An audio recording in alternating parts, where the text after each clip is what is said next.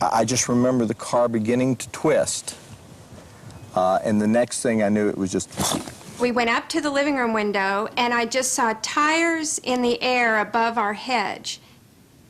I remember the spinning stopping and realizing I was lying on the roof of the car, and I crawled out into the center of the street, and that's when I realized I didn't have any strength in my right arm.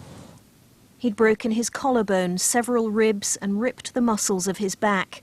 The roof of the car had caved in. If he'd been strapped in by a seatbelt, he might also have had head injuries. Can you actually see where you came to rest? Oh, yes, yes. You can see some of the oil residue from the fluids that came out of the engines, and then there's still pieces of glass that are here that you can't. Bits of your windscreen and windows. Like the British drivers, Bob Chadwell assumed this was a one-off problem with his car. That view quickly changed. It was amazing. People began to come out of the woodwork and say, well, I had an incident where my Explorer sort of accelerated or surged or what have you. I mean, all of a sudden, the Explorer seemed like such a dangerous weapon that we had been happily driving around, for 18 months. Bob Chadwell is not just a fisherman, he's also a very senior lawyer, a former government prosecutor, and he wasn't going to let this rest. He discovered that on the other side of America, in Ohio, a law firm is spearheading a legal blitz against runaway cars, all Fords. For Tom Murray, it's become a personal crusade. The Ford Motor Company has not faced up to the simple truth about what's been happening. It has been hiding the truth. It has done more than just hide the truth. It has deliberately accused innocent people of causing these catastrophes. That's where the Ford Motor Company has crossed the line, in my view. He's determined to prize that truth out of Ford. The cases he's handling involve various models of Ford, but all with cruise control. Over the years, there've only been 3 basic designs. His first case came to trial 3 years ago. The driver was a clergyman.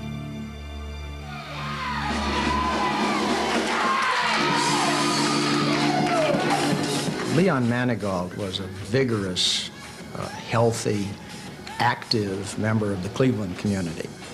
And one evening he got in his Crown Victoria, turned on the key, put the car in drive, and it took off. It went down a narrow driveway between 2 buildings. He obviously had his foot on the brake and crashed into a neighbor's house. He's been in a coma ever since. Ford blamed Leon Manigault, saying he put his foot on the accelerator by mistake. The company said a fault in a Ford car had never caused anything like this before. But his family were convinced it was the car, in particular the cruise control, so they sued Ford. Towards the end of the trial, Tom Murray made an extraordinary discovery. This had happened to a lot of other Ford drivers. Ford had even fought another court case a couple of years earlier, where several drivers gave video statements. And they were highly credible witnesses. Could you give me your name again? Robert A. Deal. Okay. Who is your employer?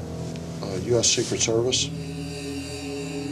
I'm a protective support technician / automotive technician. I got in the vehicle, started it up. When I put that vehicle into drive is when I had the unintentional acceleration. Who was the owner of the vehicle? Ford Motor Company. Another statement came from a policeman. The vehicle engine just abruptly revved up. The vehicle accelerated, attempted to hit the brakes, pump the brakes. That had no effect at all. And I was looking at not going through the gate, but at a propane tank.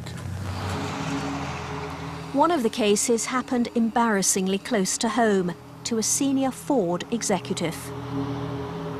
You were at Ford's world headquarters on that day, is that right? That was where my office was located, yes.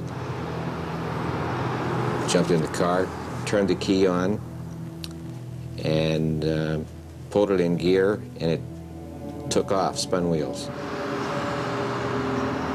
I thought that I had discovered a vehicle that might have what we know as sudden acceleration. Tom Murray wanted to show these videos to the jury in the Manigault case, but Ford objected. Because Leon Manigault drove a Crown Victoria, these statements covered a range of other models. The judge decided the jury mustn't see them. Ford's closing argument was simple. There is no evidence that this has ever happened in any other vehicle at any time. And we would ask you to return a verdict in favor of the Ford Motor Company. Which, unsurprisingly, the jury did. Tom Murray appealed, saying Ford misled the court by saying this had never happened before. A new judge agreed. In fact, his ruling was blistering. Ford has been engaged in a pattern of concealment regarding sudden accelerations. The court finds it fraudulent and unconscionable for Ford to represent to a jury that there is no evidence that cruise control malfunction had ever caused a sudden acceleration event. Ford in turn appealed, and a different judge ruled Ford might not have told the truth, but the company didn't actually hide anything from the court. They weren't to blame for the Manigault accident.